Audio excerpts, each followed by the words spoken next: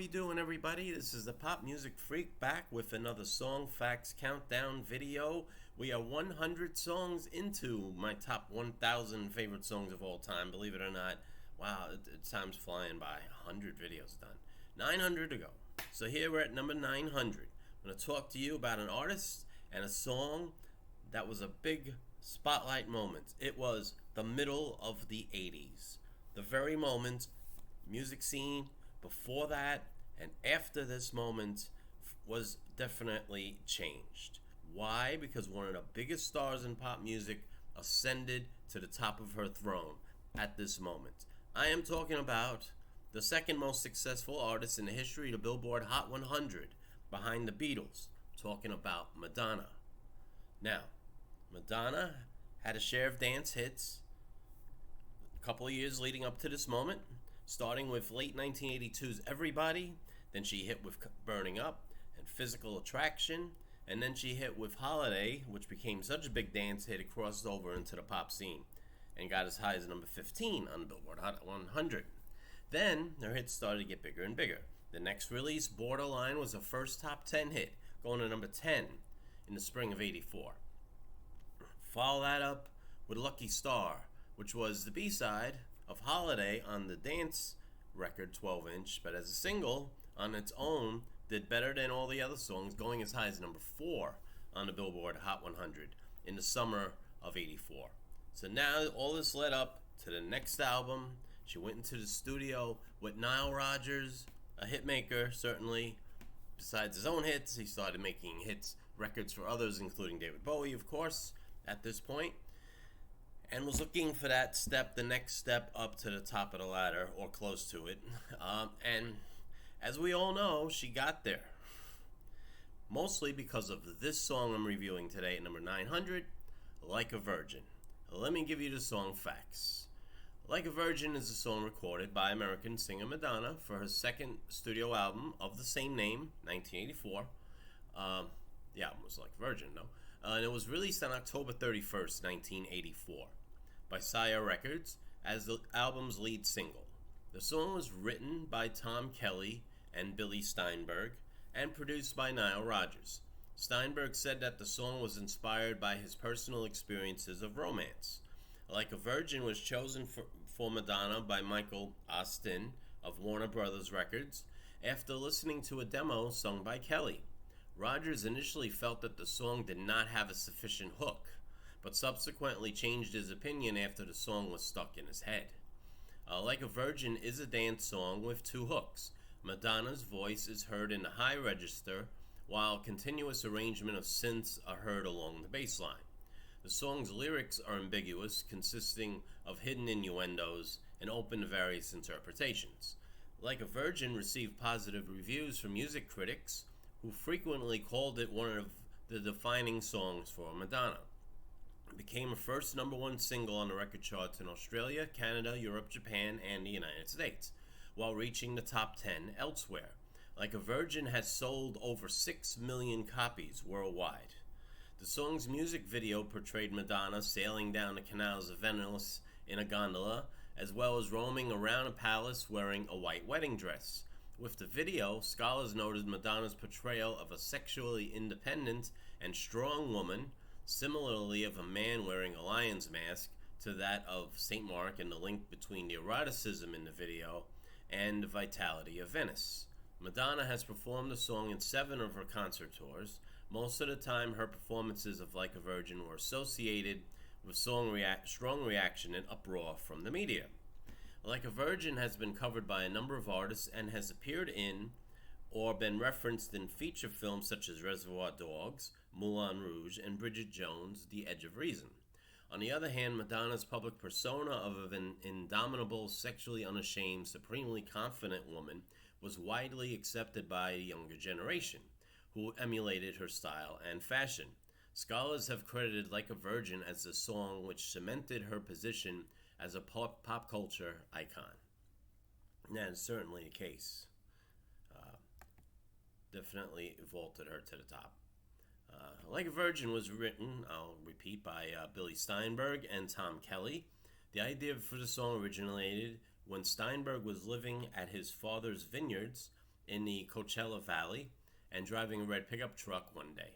In an interview with the Los Angeles Times, Steinberg explained that the song was not written for Madonna or any female singer, but was inspired by his own personal experiences.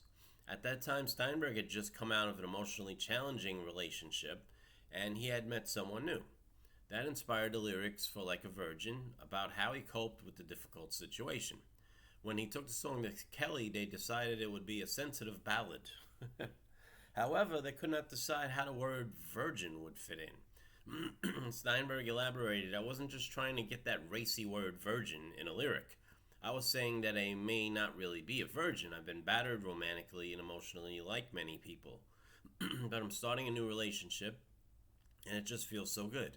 It's healing all the wounds and making me feel like I've never done this before, because it's so much deeper and more profound than anything I've ever felt. Kelly recorded the demo and invited Michael Austin of Warner Brothers Records A&R department to his house to listen to it. Steinberg and Kelly played 4 or 5 tunes for Austin and further discussed Like a Virgin. They were not sure for which artist the song would be suitable. Due to meet with Madonna the next day to discuss her second album, Austin intended on playing the demo to her, believing the lyrics and the groove of the song were perfect for Madonna. When I played it for Madonna, she went crazy and knew instantly it was a song for her, and that she could make a great record out of it, Austin recalled. In 2009, Rolling Stone interviewer Austin Skaggs asked Madonna what her first impressions were after listening to the demos of Like a Virgin and Material Girl. Madonna replied, I liked them both because they were ironic and provocative at the same time, but also unlike me. I am not a materialistic person, and I certainly wasn't a virgin. And by the way, how can you be like a virgin? I like to play on words. I thought they were clever. They're so geeky. They're cool. I never realized they would become my signature songs, especially the second one. Recording and production of the song. In mid-1984, Madonna met producer Nile Rodgers at Power Station Studios, formerly Avatar Studios in New York. Rodgers initially did not want Madonna to record Like a Virgin, as he felt that the lyric Like a Virgin was not a terrific hook. According to him, it was not an all-time catchphrase. Rodgers dismissed the song after hearing the demo, which he thought sounded really stupid and retarded. Later, Rodgers had second thoughts. It's weird because I couldn't get it out of my head after I played it, even though I didn't really like it. It sounded really bubblegummy to me, but it grew on me. I really started to like it, but my first reaction to it was, this is really queer. Rodgers credits Madonna with recognizing the song's potential.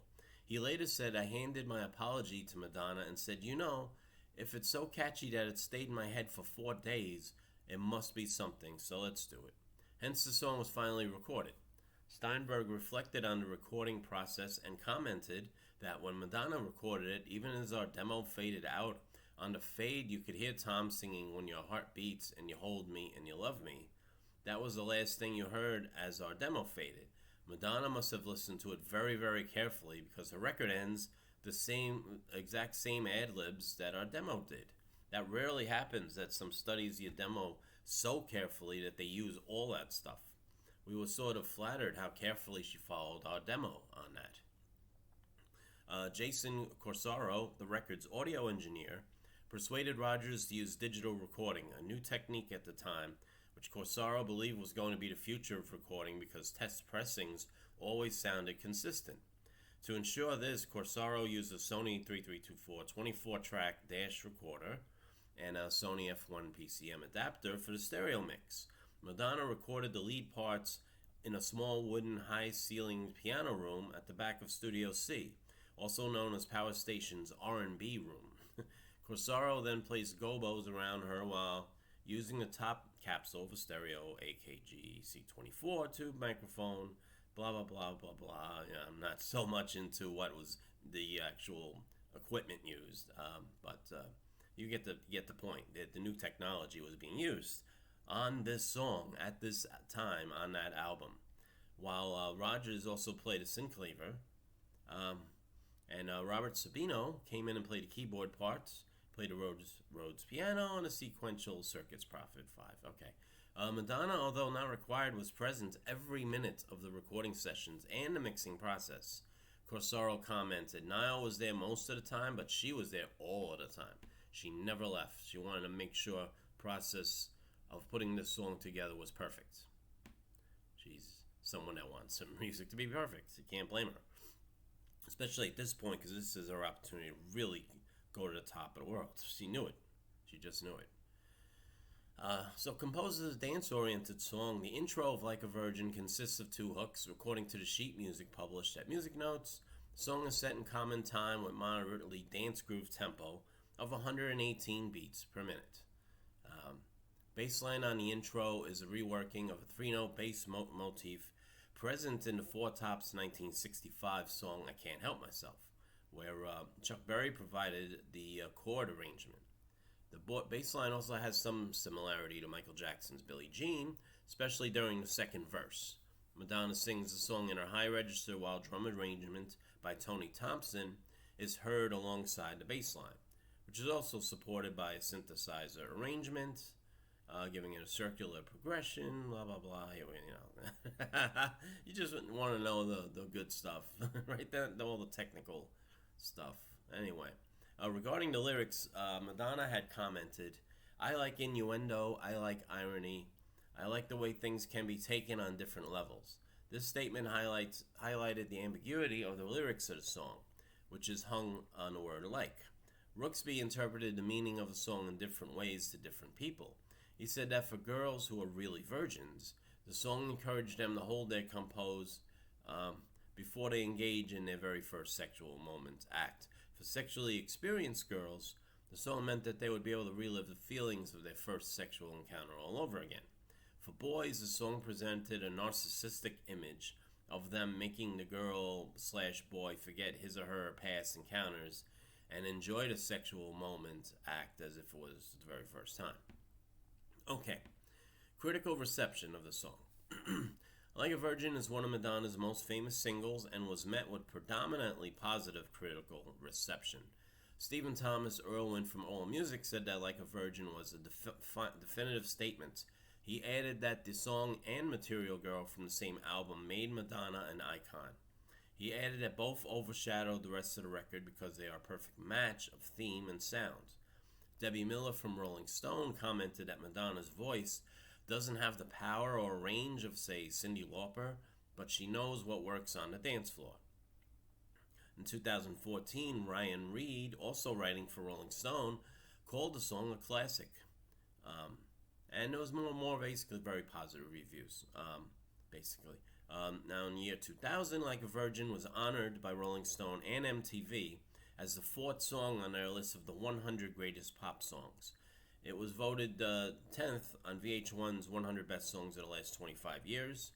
The song was listed at 95th on Billboard Hot 100 All-Time Top Songs through 2018.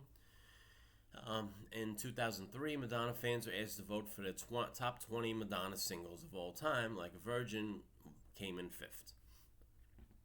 So, looking at the chart success, debuted at number 48 on the Hot 100 November 17th, 1984, and got to number 1 just 5 weeks later, and ended up staying at number 1 for 6 consecutive weeks. For the year-end chart going into 1985, it was ranked number 2 for the year, just behind Careless Whisper by Wham featuring George Michael. And beat out We Are the World, which was 3rd for the year. So that's a pretty good company, certainly, for her first number 1 to be that strong on number 1. Ended up being on the Hot 100 23 weeks, and in Canada it was ended up ranking number 35 for the year. Hitting number, what did it do? Hit number 1 for 1 week in Canada, which is odd, only 1 week. But UK peaked at number 3 in January of 85, certified gold in the UK. We'll get to the certifications in a moment. In Australia, she also hit number 1 for the first time, like Virgin, to number 1. Get it? All right. The music video basically is, the scene we talked about wearing the crucifix and the white wedding dress in one part. The parts that were not shot in Venice were shot in New York City. Reception and analysis. Do we even have to get into the 1984 MTV Video Music Awards? which is a scene I think just about all of us remember as a big, big point in 80s music, big flashpoint, like Michael Jackson doing the moonwalk the year before. Um, so I'll give you the story. She performed like a virgin at the first MTV Video Music Awards in '84, where she appeared on the stage atop a giant wedding cake, dressed in a wedding dress, adorned with her boy toy belt buckle and veil.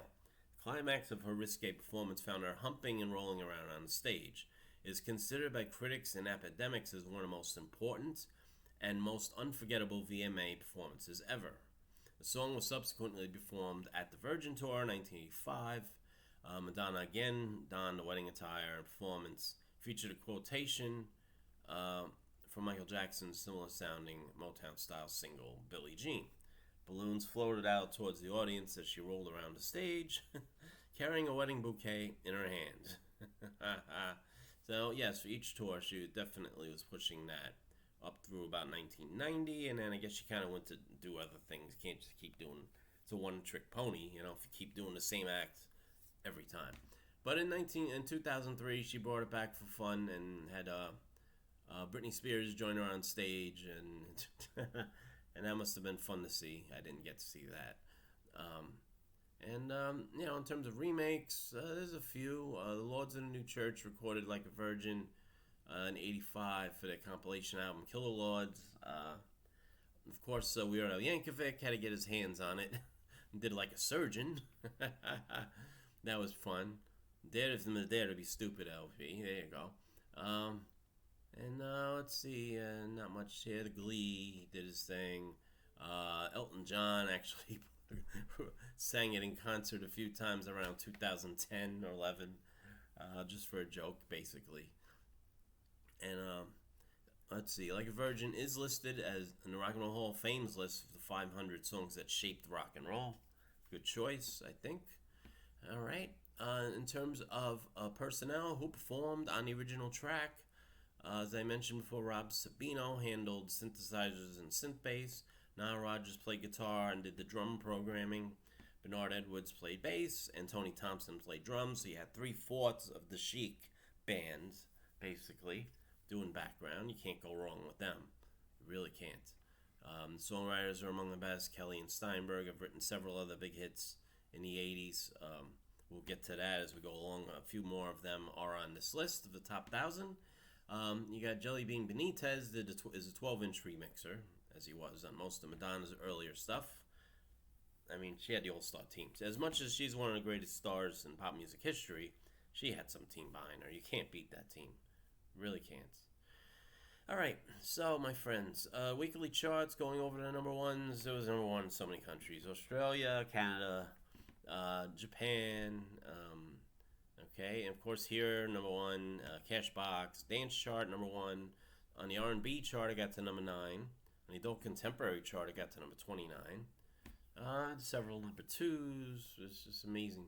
Amazing run. In the USA, of course, as I mentioned, was the number 2 song of '85. Number 3 song of the year on the dance chart. It's amazing stuff. Top 10 for the year on the European Top 100 Singles chart. So, in terms of Hot 100 history, it was ranked 121 as of 2018. And it's ranked number 38 among hits for women all time. Pretty amazing stuff. Worldwide, sold 6 million copies. In Europe, it approximately sold 2 million copies. USA, it just missed platinum certification of 1.9 million. And UK was certified gold. So that's about it. I've given you a lot of details. We're 20 minutes in here. Time to wrap it up. I want to thank you for watching this. Please share it. Please like it. Please subscribe. Please hit the bell. That'll notify you when my next video is up. That's about it. I'm going to post a video. I don't know if I'll see if I can get a good copy of the MTV performance. If not, I'll get the studio version and link that in my description. All right? Thank you for watching. I wish you a wonderful day. Peace and love.